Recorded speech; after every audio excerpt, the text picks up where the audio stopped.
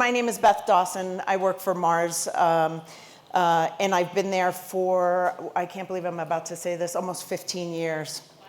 And I've worked in the strategic space for about 8, 9 years. I started there as a marketer, and I'm sure you can read here, I've done a lot of things: strategy, communications, education.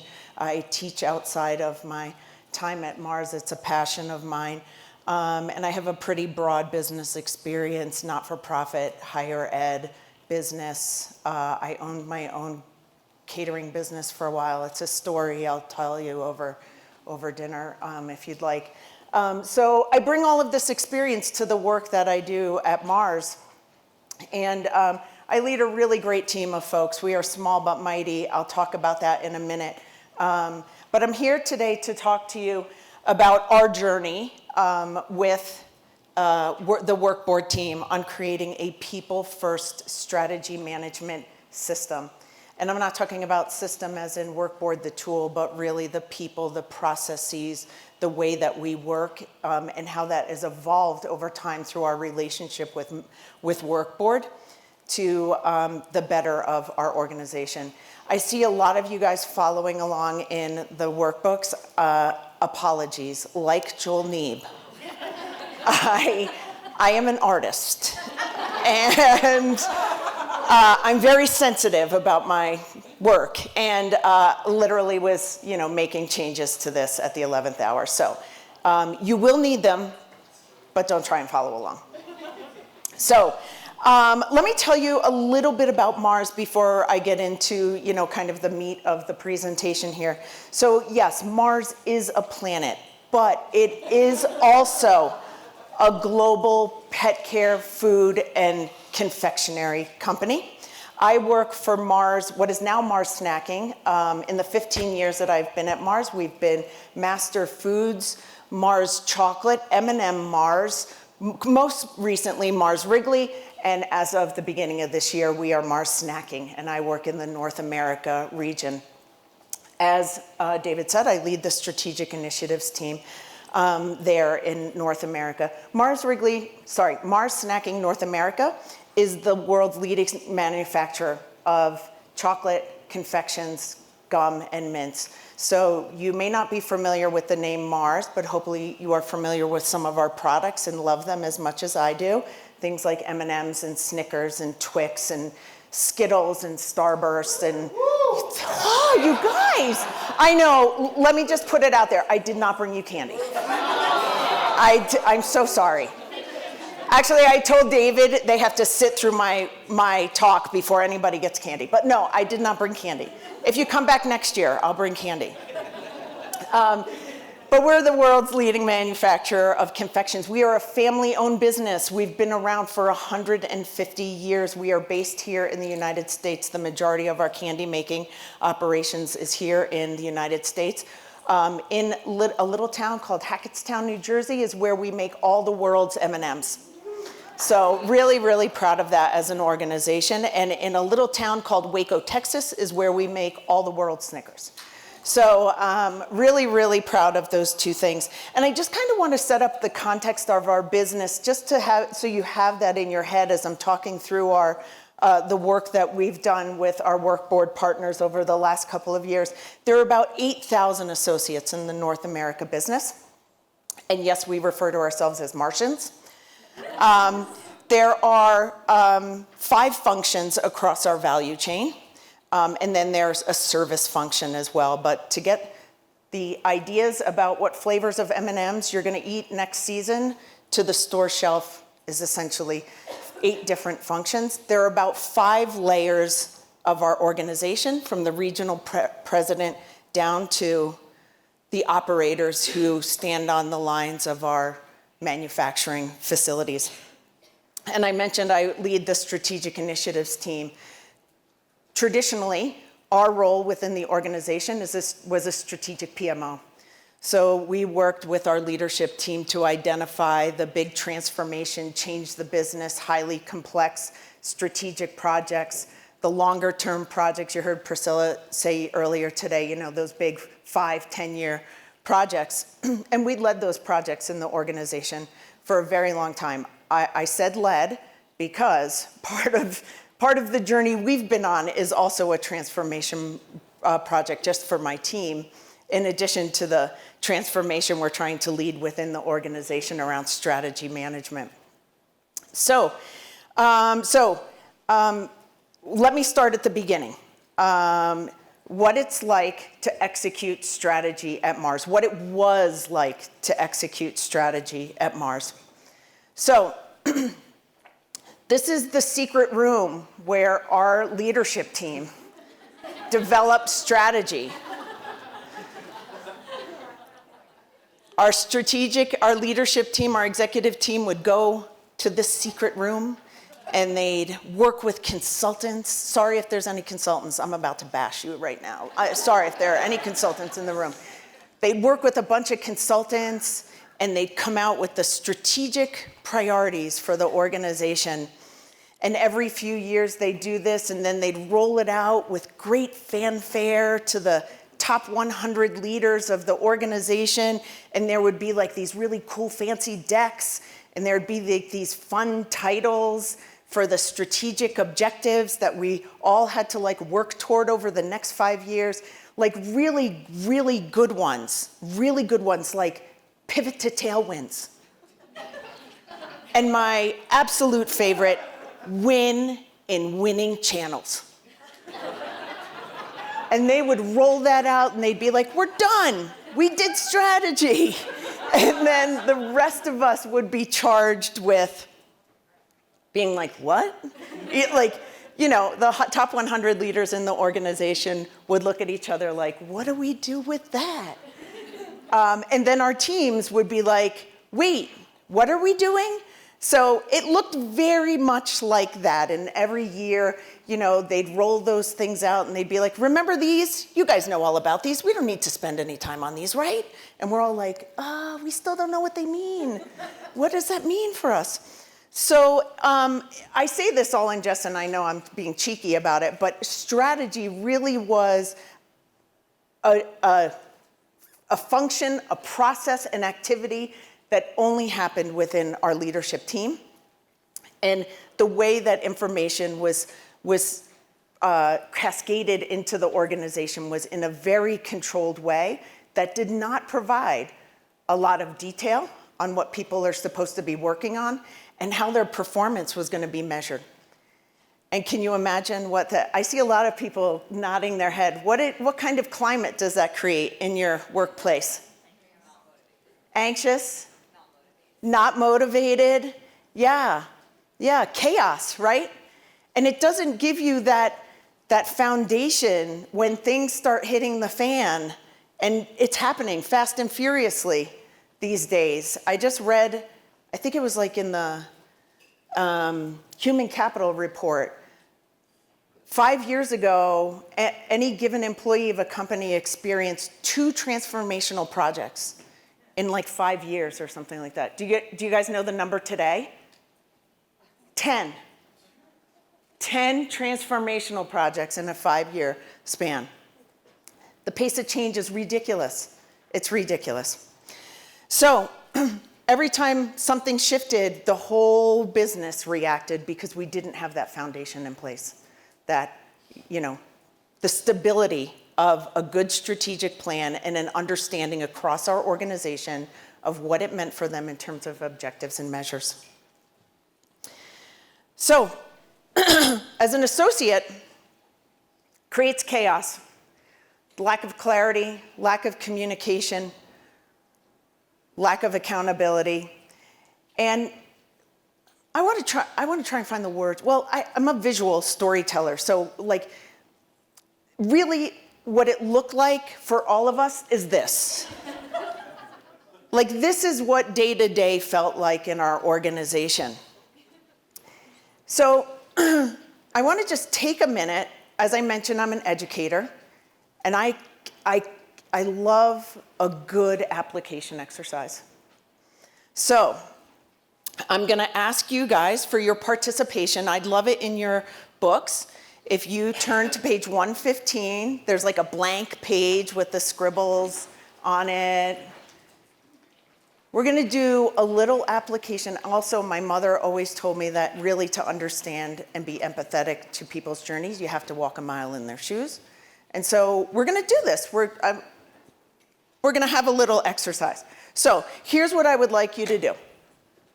This is challenge by choice. I'm not making anybody do anything. I'm not going to make you do your OKRs. I'm not going to make you do your we're not doing the thing. I'm going to ask you guys to just follow along with me. Write down what I ask you to write down. So I'd love for you to make 2 circles.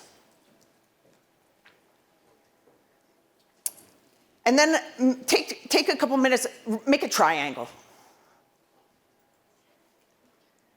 And then 3. I'm going to have to stop you there. What? It wasn't just 2 circles. In the town hall like 5 months ago, one circle was actually more of an oval. So if you don't mind following along with your pen, that represented like the broader initiatives within the business. The other one was like our core focus. So I would argue it's a bigger circle. No, core means little, Jared. Core means little. Whatever. Listen, the CEO told me it's little. Okay, fine, the circle's little, but what about the triangle? I mean, the triangle. We started talking about our strategy execution pyramid. Yeah. And then it was the funnel of prioritization. Oh my God. How are you going to orient the triangle? I think it's the funnel, but it goes this way? You're probably right. Okay. Triangle, this way. Then I'd love for you to maybe make 3 dots. They're not dots. What are they? They're buttons. Small circles with dots inside. Wait, that was supply strategy. That was not marketing strategy. Marketing was 2 dots in a vertical line. Guys, trust me, I can spell OKRs. It's a button. Small circle, 3 dots. Whatever, Jared. All right, 3 dots. A line. How about a line? A line and 2 dots. A line and 2 dots? There was a line and 2 dots. Okay, cool. A rectangle.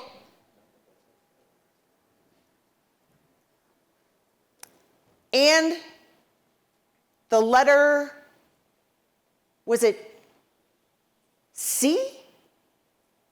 Was it a letter? Oh, 3? No, I think they spelled out U. Or what? Y-O-U? Or was it the letter U? I think it was the letter U. I think it was the letter U. Yeah. Spell out Y-O-U just in case. Just in case. I think it was 3 letters, achieve 3 letters that could spell U. That could make sense. 100% met it. What do we got? Hold them up. Well, wait, you missed the most important part. These elements are supposed to connect to one another. So I think if you all don't mind, just walk through what we described, but do it in one continuous pattern where all these shapes are connected. Right. That's the picture we're trying to paint. Exactly. That's the picture. That's it. That's what the executive team wants to see. Exactly. How do we do? What do we got? It looks like SpongeBob SquarePants back there. We got some houses. That looks like some kind of weird dog. Daedry's oddly looks like a process flow map. Oh, that's lovely. Very symmetrical. Why don't any of these look the same? I'm worried about this. This executive meeting is like tomorrow, Jared. Why don't they look the same? Yeah. Yes. All of those things. That's the world we were operating in at Mars not long before we met our pals at WorkBoard. And this is how it showed up in our organization. For those of us who were directors and managers in the organization, we knew we were on a wild ride. Every time this strategy came out, we just knew the next 5 years were just going to be wild. And for people like me who have a sense of adventure, I'm a risk taker, I love, tell me no is that's the best motivation for me. Like, no is not a word in my vocabulary. I'm a beg for forgiveness kind of girl. I'm not an ask for permission kind of girl. So for those of us who are risk takers, those of us who have that healthy discontent, but also have, the growth mindset to want to make a mark and, you're self-motivated, we're like the chick on the young lady on on the right. We're like, woo! Somebody tell us to stop. We're going to do all the things until somebody tells us to stop. But there's more than just me in the organization that's like that. So you've got a lot of managers and directors that take winning channels and define that in their own way and set their own OKRs. Jared is looking really upset about this right now. He's like over there shaking his head. And they run wild. So we have a lot of people doing a lot of work toward goals that nobody is even sure we're achieving yet. And then there are people in the organization who are not those risk takers. I'm looking at you, engineers and accountants and those guys. They're like, oh my God, they're this woman right here. They are like, what is happening right now? I'm paralyzed. I can't even do my job. I can't even do my job. And then what happens to those folks? They get disengaged. They burn out because they don't know where to focus their attention. They're just working, trying to hope something something sticks. And they're scared. What are they getting measured on? And, that's a scary proposition in the most extreme form. You have your kid's college to pay for, and you have a mortgage, and you're trying to pay for your Mercedes. I'm a Porsche girl. Sorry, Terrence.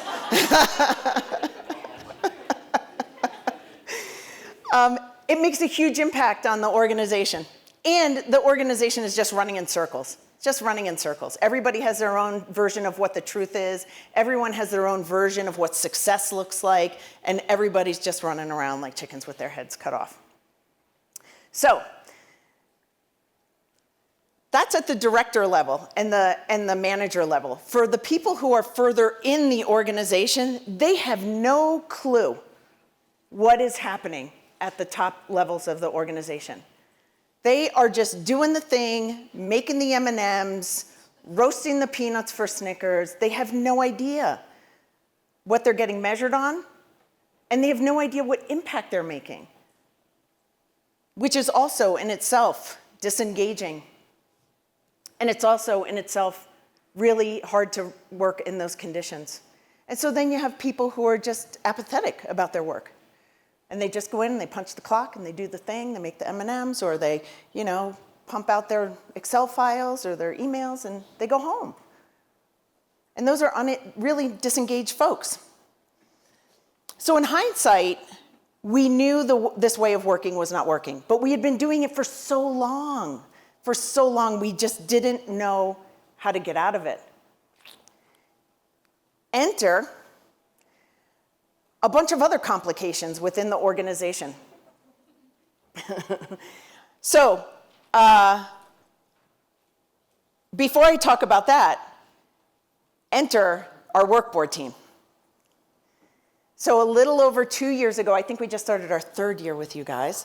A little over 2 years ago, our regional president came to us and said, I just found this tool called WorkBoard. I signed the contract with this team, and you're going to use it to manage all strategic initiatives. And I was like, okay, I could do that, no problem. And so we started using WorkBoard essentially as a program management tool. But because they were called strategic initiatives, we thought we were executing on strategy. I see people like, right, you know where this is going. You know where this is going. Here's what we didn't know. There's this whole other part of the organization called the operational side of the organization that actually does the stuff, that puts the things on the shelf. And we were operating in two very different worlds in very different ways. So we were using WorkBoard to manage our strategic initiatives, and we were having conversations with our leadership team about those strategic initiatives, and they'd be like, that is very nice. We will see you next quarter, and in the meantime, we are going to go run the business. So again, we were like, there's something here. So we went back to our CEO and we were like, hey, people aren't using the tool the way we intended. All the people that are working on strategic initiatives are not using the tool. Our executive team did not use the tool. Their EAs used the tool. They didn't use the tool. What would you like to try next? Because he had a lot of energy and a lot of heart for this. And he's like, well, tell people. I told them we're going to use the tool. People are laughing. So we started to mandate the use of WorkBoard. Any guesses how that went? Even the guys that are like 6 months into the journey are like, yeah, good job. I know, you guys, this is a safe space. Trying to be vulnerable here. So we still only had half the picture, and there was a lot of chaos in the organization. We tried mandating compliance, and that did not work. What we didn't know at the time, but we were starting to come to the realization, was that we really needed to rethink our operating model around strategic execution. Because it's not the leadership says and people go execute. There's a lot of clarification that needs to happen in between all of that to go from idea to execution. I love this. It's like a trend right now, like strategy in action. And it's very cool, catchy. I'm sure like McKinsey made it up or something. But like, but there's a lot of steps between strategy and action. And it's incumbent upon all of us, because we sit in these roles in our organization to help our organization get there. And there's a great team of WorkBoard folks that, like, I just can't say it enough. The title of my speech is Human-Centered Strategy Management, and at the core of that is our relationship with our WorkBoard team. So Jared and Nick and everybody that's here has been a huge part of this, and I will talk about that in a minute. But we knew we were on a new horizon, and we went back to the WorkBoard team and we said, hey guys, like, we've tried this a couple times, tool forward. Now we understand. Now we understand the business need behind the use of this tool. And we've got work to do because it doesn't work like that in our organization right now. And again, what we didn't know at the time was that the timing was perfect, because this was right after we were coming out of COVID. So during COVID, consumer behavior clearly changed. Impulse purchase was down. Road trips were not happening. People were tightening their belts on what they were spending their money on. That impacted our business. Coming out of COVID, we had unprecedented supply chain issues. I'm sure all of you did. Terrence, you talked about it yesterday with Mercedes-Benz. Unprecedented. And they still haven't really recovered fully. Now we have tariffs on top of it. Now we have, pricing changes. That was going on. One raw material in particular, the price of cocoa, went up 10x after COVID.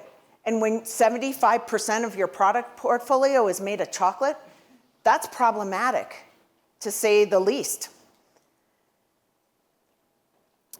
So we had all of this going on as we were starting to ramp up with the WorkBoard team, and we started to see all of these things pop up around us. How many people in the audience have Tiger teams, SWAT teams, war rooms, Tiger SWAT war room teams?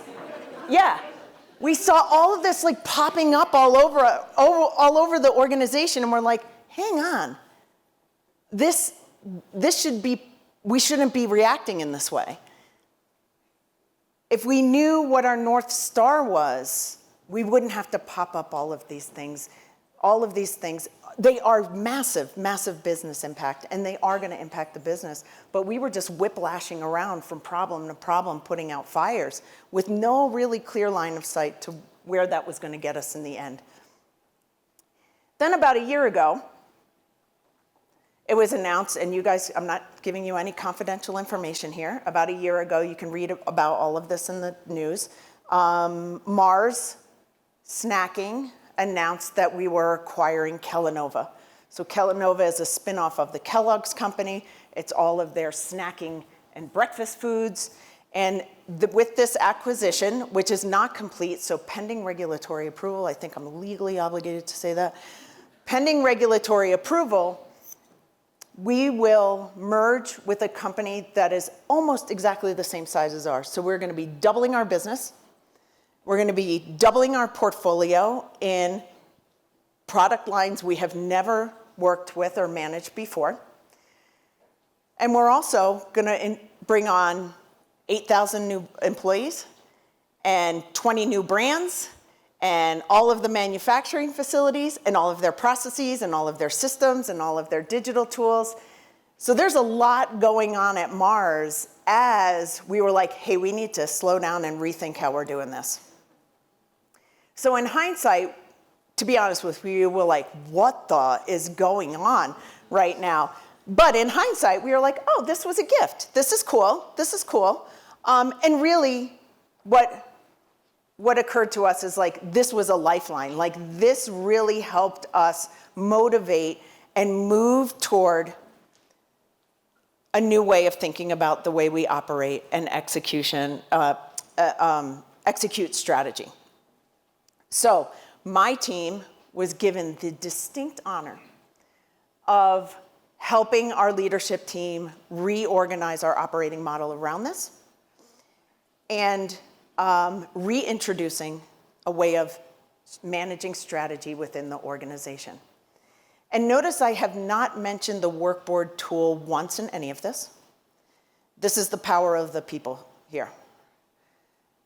We actually went to Jared and team and we were like, hang on, like we've got work to do before this WorkBoard tool can really enable this way of working. Like right now, we're fighting against ourselves and we're trying to digitize it and things like that. Like we've got to take a step back, and graciously, they said, okay, whatever you need, we're still partners with you guys in all of this because we believe in this work. And this is really important. The tool enables you to do this and to engage your employees in a different way. And so we understood we had a massive, massive opportunity ahead of us. So the first order of business came, and this again was super clear to us very early on. We needed to bring strategy and operations together into a united, like integrated portfolio. Number one. The other thing that we knew was we had to change the behavior around leaders think, associates do. This is a team sport. I've played team sports. I was talking to Tiffany yesterday. Her love of golf back there. We were talking about team sports. I've played team sports my whole life, and I have 3 siblings. We are our own little team. I don't know what team that is, but it's a team. So we really needed to drive process and behaviors around shared ownership and shared accountability, all in the service of delivering strategy, not hitting your OKRs, not writing really cool objectives, winning channels, things like that. But we really had to rethink this. So this is, if anybody, this is a WorkBoard slide. I have to say that. I know it says Mars Wrigley on the bottom of it, but this was a slide that the WorkBoard team shared with us very early on when we started talking about operationalizing differently. And this slide is like the money slide for us. It really is. It's the slide that we use to help articulate to everyone in our organization really what is involved in strategy execution. It's not strategy to action. It takes a lot of hard work. There's a lot of thinking that's involved. There's a lot of decisions that are involved. There are a lot of people that need to be a part of this process. So we use this, and the analogy is strategy is the golden thread. Deidre, all the credit to Deidre for that one. That's Deidre's analogy. And we use the same thing. We've adopted it at Mars, and we talk about it all the time, all the time. Strategy is the golden thread that keeps us all together. If you're not doing something that contributes to our strategic objectives, you should not be doing that work, and you've heard that before in other organizations. The other thing it does is it helps people understand where their place is in the process. One of the things that we encountered when we were we were kind of getting our legs under us is everybody had a strategy. Like everybody had a strategy. Our project management teams had a strategy for how they were going to manage projects. And so this helped really make it clear to folks what your role is in the organization. So our leadership team, we call it the NALT, the North American Leadership Team, their job is to set the enterprise priorities. Their job is to set the enterprise measurements. Their job is, with our help, is to communicate those priorities and measures in a clear and concise way to the people in the middle of the organization that are going to be responsible for deploying those within their teams and hold their teams accountable for the results. So I'm going to walk through this in a little bit more detail in a minute, but the one thing I want to point out here is the functional leaders here, their job is to translate the strategy into functional and team objectives and results. Their job is also to be the people who collect the information from their team. So we're engaging them in a different way. And what we've developed here is we call it the Strategy Deployment Leadership Team. It's 10 HiPo directors that sit on our cross-functional. Only 5 minutes. Oh my God, I feel like John. All right, let me talk faster.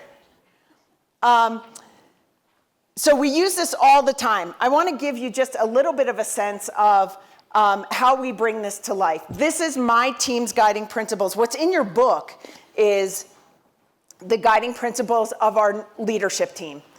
And I could have showed that to you, but I'm like, hey, this is what my team uses when we're structuring work for people in the organization. So I'll share a little bit about how that comes to life with each one of these stakeholder groups. So with our NALT, with our NALT, the way we've standardized is we have created a workshop of a series of 5 workshops that get us to our strategic choices and measures at the enterprise level. And we've done that. We ran a pilot this year. We're going to do it again next year as a merged organization. Simplify. We use a team of teams model. The only 3 people on our leadership team that are in every single one of those workshops is our president, our CFO, and our VP of HR. Every other ones, we curate the teams that we need in those sessions to make sure we're not only sharing decisions, but there's a bit of empathy. There's choice sharing and impact sharing. This is where we use WorkBoard. We've made the choice to use WorkBoard in terms of digitization. This is where we're using WorkBoard most exclusively, is with our executive leadership team, so that they can see, again, at the highest level of the organization, the objectives and the results measurement. For our middle level, our deployment team, we've put together that group of HiPo directors, and we've engaged them in the work of the NALT. So in terms of a standard process, they take the output of the NALT sessions and they poke holes in it. And they look at it from an operational, executional perspective. They also make sure that it's in a language and is very clear to the associates who are responsible for executing the work. So they get edit rights, and then they sit down with the NALT to come up with the final version. We also engage them in integrated planning. We just did a session 2 weeks ago. We did an integrated planning session with a group of our top 100 leaders, cross-functional, where we took all of the decisions that were made all the way up the value chain and how those decisions landed in our manufacturing facilities. And we made them visible. I will say, the meetings that we have, there's not a computer in the room. Everything's on the wall, everything's analog. You can use AI to take pictures now and dump it into, you can do all those things. But the idea is to get people off their dupas and around the room. So we did this cross-planning, this planning session where we made visible the impact of all the choices that were made up the value chain and how that landed in the manufacturing facilities. And two things came out of that made me go, okay, we're on the right path. One, I had a senior leader come up to me and say, I was in a breakout session for our gum brands. Did you know that 90% of the projects that they have to execute in their manufacturing facility are because of decisions that people made up the chain? 90% of what they do is outside of the scope of just running the business. I was like, what? Part of me was like, what? And part of me was like, no kidding, dude. No kidding. And the other thing that happened was I had a site director come up to me and say, I am taking this to my operators and I am showing them this work, and so that we can go back to our site leadership team and I can go back to our supply leadership and tell them what can and can't be done. It put the power in their hands. So, understanding what deployment is, understanding what that means, bringing people together. As far as digitization is concerned here, I know I'm way over 5 minutes, you guys. I'm really sorry. Okay. Thank you. As far as digitization is concerned here, we made a choice with our WorkBoard partners to create a digital stack. Again, we're being really choiceful about who has access to WorkBoard and how we're using it to drive strategy with our leadership teams. We are using Monday.com to do our project management work. And so this is where those two things come together, because what we can do is to blend those two things. Integrate is the word. I'm not a tech-savvy person. I just got a Fitbit. Joel's talking about a ring, an Oura ring, and I'm like, I just got a Fitbit. And so this is where those two things come together. So teams within the organization can manage all their tasks and timelines, and we can pull the information that we need for reporting. And then the last piece of this, the frontline teams, I mean, they're already using Monday. They're using a lot of different digital tools. For them, it's all about the behaviors, and it's all about providing the transparency and the communication and providing the why behind what they're doing, why it matters, how it provides value to the organization. This is how it shows up in WorkBoard. So again, we're building all of this out. When we did this exercise 2 years ago, I think there was 4 outcomes, 10 results. There were about 5 objectives under each one of those results, and there was countless results under those objectives. Truth be told, this is only half. So we have 2 outcomes, we have 5 results and 5 objectives, and then underneath that, where the plan is to bring in information. And you guys have seen this a lot before, so I'm not going to talk about the technical part of this. So you're probably sitting there thinking, I know, like the Mars team, this is magical. This is so magical. These guys really have cracked the code on strategy management and how planning works with deployment, works with execution. And in addition to that, like the data fairies flew down into the data lake, and then they flew up and just sprinkled all the systems with all the right data. The single source of truth that 900 people have in our organizations, they figured it all out and they just spread it around into all the things. The reality is most days feel like this. Most days feel like this. To say we got a chilly response when we started making these changes from people all over the organization is an understatement. And we've talked about this. Transparency and accountability are very, very scary prospects for people. It's one of the reasons why we didn't do a full, rollout of things and make everybody responsible. You have to treat folks with care. And you have to make sure that they understand why they're doing it and why it matters. Because that transparency is a two-way street. I'll tell you, the first time I was telling you over lunch earlier, that transparency is a two-way street. I was working in WorkBoard, talking to one of my colleagues, back and forth, and I used very appropriate and business-like language, but the tone was different because we were commenting back and forth, and it was my colleague that I was working on a project on.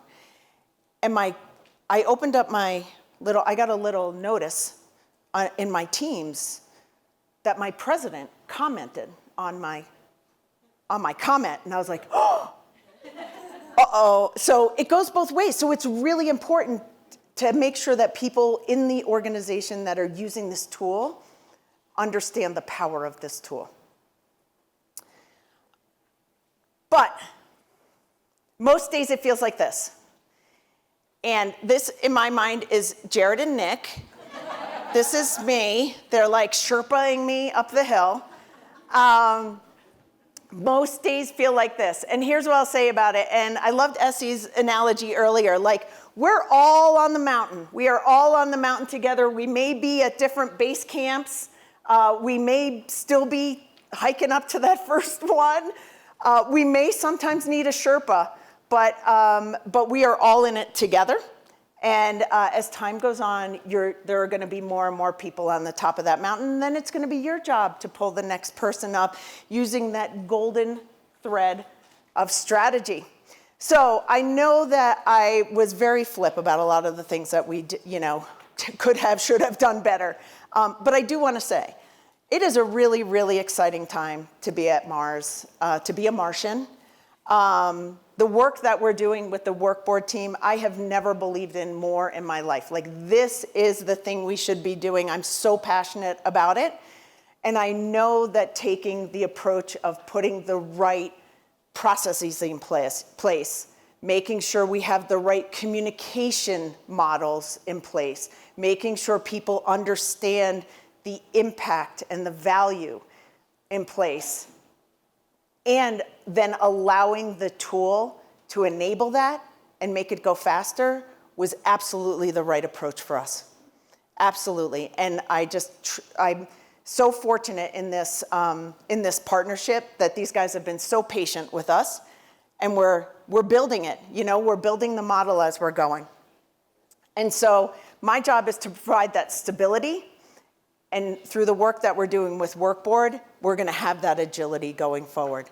So before we end it for the day, I'm going to ask you to turn to page 122 in your book, and we're going to give our little exercise another try.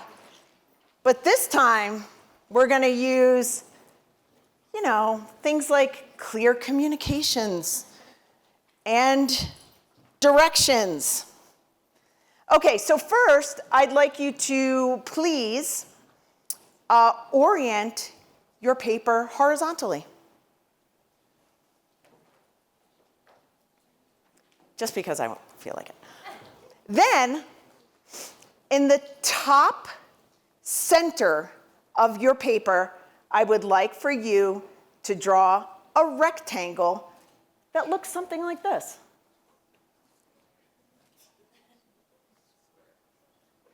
I know, it is a little bit of a square. Freedom within a framework, you guys. Underneath that square, I would appreciate it if you drew a line that maybe has, equal sides on each side of that square. Underneath that, take 2 seconds and draw a circle. But the top of the circle needs to look like it's behind the line. Then if you would put a dot, not a dot with two circles in it, Jared, on the right and a dot on the left. After that, horizontally, right below that circle, could you please create 3 dots of the same size, perfectly horizontally justified underneath that. And then another circle around those 3 dots. And then, could you please put a big circle underneath that? And finally, 2 lines that are in the middle of the middle circle and about the same size on either side of that middle circle. What do we get? Oh, look at that. Look at how clear communication, visual thinking, direction, look at what that can accomplish for you. So, okay, thanks for playing along with me, you guys. I know we're way over time. I'm happy to take any questions later. Just know this, don't force conformity, enable consistency, confidence and purpose, consistent behaviors. People are not gonna get confident and they are not gonna find purpose in doing OKRs or using any tool unless it's consistent in behaviors and process, and tools designed for transparency and consistency. Enable the team to do the work they need to do very well. Be very clear on what that work is first. All right, guys, for reals this time, thank you so much for your time. Enjoy your hike. Thanks.